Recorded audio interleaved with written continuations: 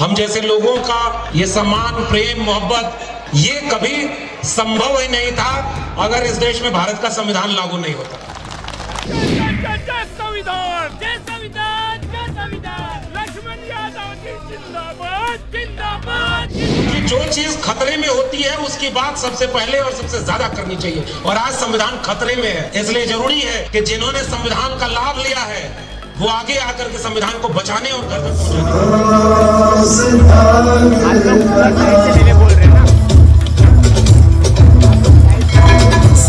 अगर तुमको सही में किस्मत बतानी है तो जाके इस देश के प्रधानमंत्री को बताना कि अगली बार चीन भारत पर कब हमला करने वाला है।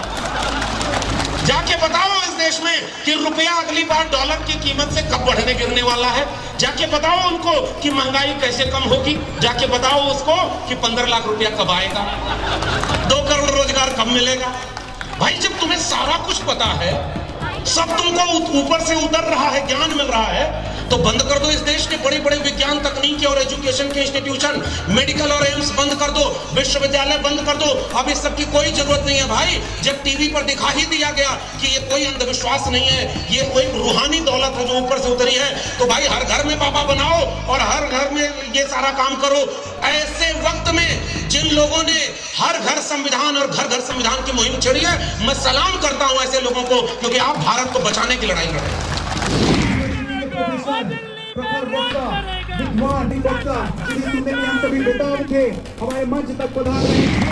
लड़ाई एकदम आमने सामने है भाई। एक तरफ इस देश को बर्बाद करने वाले लोग हैं और दूसरी तरफ तथागत बुद्ध से लेकर कबीर, रैदास, पलटू दादू, भीखा बुल्ले शाह, बाबा फरीद और तमाम लोगों से आगे बढ़ते हुए नारायण गुरु, बसवन्ना चोखा मेला, अब्दुल कयूम अंसारी, आसम बिहारी से होते हुए ज्योतिबा फूले, शाहू जी महाराज, डॉक्टर भीमराव अंबेडकर, डॉक्टर राम मनोहर लोहिया, मंडल कांशी राम के वारिस खड़े हैं, जो इन बर्बाद करने वाले लोगों के सामने चुनौती बनकर खड़े हैं कि हम इस मुल्क को बचाएंगे।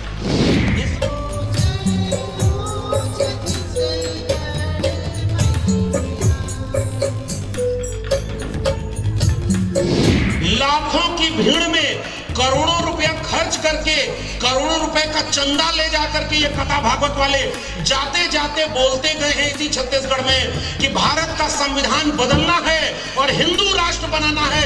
ये कौन सा धर्म का प्रचार है? ये मैं सवाल आपसे पूछने आया हूं। पहले तो वहां पैसा देना बंद करो, और वह पैसा जो आप किसी पूजा में, किसी कथा भागवत में देने वाले थे, उतने पैसे का कोई कलम खरीदकर, कोई किताब खरीदकर, किसी भूखे को रोटी देकर, किसी बीमार को दवा देकर के अगर आपने मदद कर दी तो कोई भगवान होगा तो सबसे ज्यादा इस काम से खुश होगा। कोई भी धर्म दुनिया का है वो इस बात से नाराज कभी नहीं होगा कि जिसने पूजा कराई उसको पैसा देने की बजाय आपने किसी भूखे को रोटी खिलाई।